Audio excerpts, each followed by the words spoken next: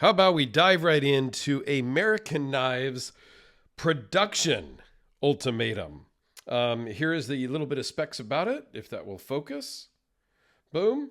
The boxes are cool. They're kind of like those magnetic cardboard boxes with a little cutout. Nothing fancy, but it does the job. I really like packaging, as I've talked about before.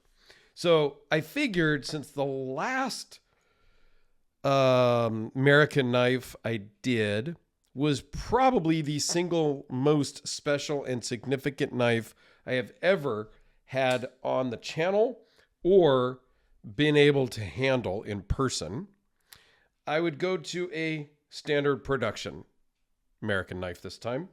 Kevin sent me in 4 different ones, and I started with the very special one that his wife bought him and had commissioned, a full custom from Kurt for their wedding. If you haven't watched that video, you're missing out on a story and a beautiful, beautiful knife. It's a mini ultimatum, so it's a little smaller than this one.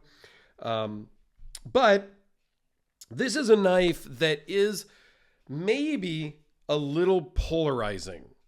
Some people may think and have said that this is an absolutely ugly blade. I don't tend to think that. To me, it's right in line with a Frank Fisher Battle. Something, and I know they're not the same. I get it. But they both speak to me in a similar way. I'm drawn to both of these. And at some point, I will own one of these. Whether it's a production or a custom, I don't know. But at some point, I do want to own an ultimatum. Probably the ultimatum size. If there was an ultimatum XL, maybe that would be the ticket. Something about the blades, the shape just speaks to me. Same with the Battle. The Battle is my grail knife. I think everybody knows that. And I ended up with 1 battle, and then it became 2 battles, and then it became 3 battle, and now it's a problem. But we'll just leave that there. The other thing that this reminds me of is the Kaiser Huntsman, designed by James Love. Is it James Love? Lowell? James. I talk to him on Facebook all the time, but right this second, I'm drawing a blank. So, similar. The Huntsman is way more exaggerated, both with the tip and the recurve. So, but super cool. Both of these are really cool knives. I like the Ultimatum a little better because the blade on this one is maybe a little extreme for me, but I own one and I love it. So now that we've rambled about the knife itself, Kurt is a great guy. I met him several times at shows. This particular production one is made by Riot. Well, all the production ones were made by Riot, I believe.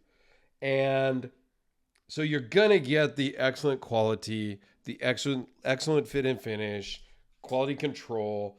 All of that stuff is going to be perfect, right?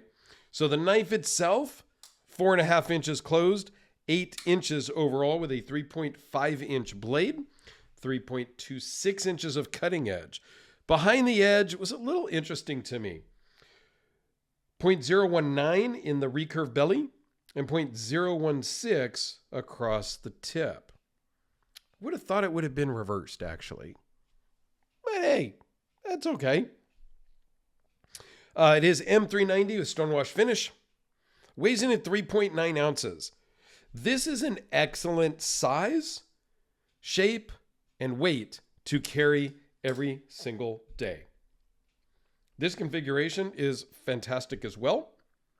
Got some micarta inlays, dark bronze scales, and a dark bronze anodized thumb stud, which I think is just nice. It's that attention to detail to match the thumb stud with the scales. I think that's just a great way to go. Here's a close-up of that blade.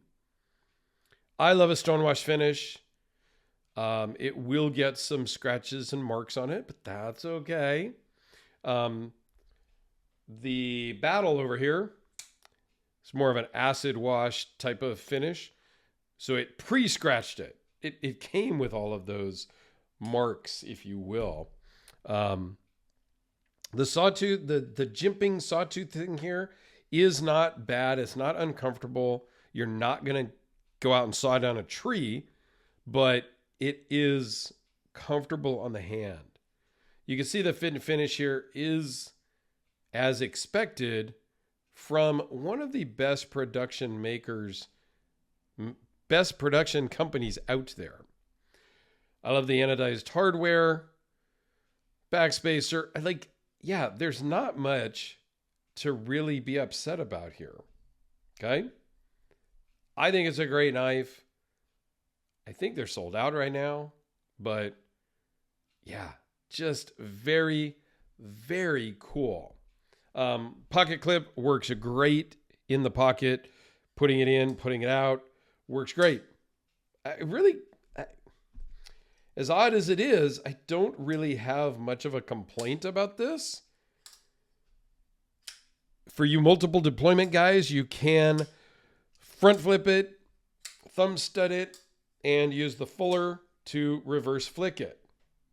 Not my cup of tea. I just need one method that works really well, and I'm happy. But with multiples, it does speak more to a lot of the general public because the multiples is kind of the thing of the day that people want. So here it is with the Sharpie, the Spyderco, just because it's very similar in color and size. Here is the Kubi KB237. Production also from Kubi overseas. It's about $45-50. I think these were about $400 if I'm not mistaken. I don't remember the pricing exactly. And then you can get into some custom craziness for, thousands of dollars. Yeah, if you're into production stuff, stick with production stuff. I'm never going to be the guy that's trying to sell you and make you spend more money than you're comfortable with. There is a price point for everybody. Everybody that kind of collects figures out their price point over time, and then you kind of stick in that budget, that range. That's a whole different discussion video. I'll think about that. I'm gonna stop recording here in a minute. I'm gonna write that down in my list of note video ideas. How to kind of find your price point, maybe. I don't know. Would you guys be interested in something like that? Hearing my thoughts? Let me know down below. All right, guys. Kurt, thanks for making awesome stuff. And Kevin, thank you for loaning this stuff in. I am a little behind on filming. I'm going to get these all filmed. And because Kevin and his lovely wife are local to me, I'm hoping we can hook up for lunch and I can just hand him back his knives and buy them lunch and have a nice afternoon chat, show and tell discussions. All right? Thanks, everyone. Not that anybody cared about all that, but have a great day.